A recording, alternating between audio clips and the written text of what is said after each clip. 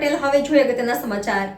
દાહોદ જિલ્લાના ફતેપુરા વિધાનસભાના સાગડાપડા ગામ ખાતે આગામી લોકસભા ચૂંટણી 2024ને અનુલક્ષીને જનસંપર્ક કાર્યક્રમ યોજાયો, જેમાં ઉપસ્થિત રહી ભાજપને વધુમાં વધુ મતદાન આપી ભવ્ય વિજય અપાવવા સૌ નાગરિકોને અપીલ કરી।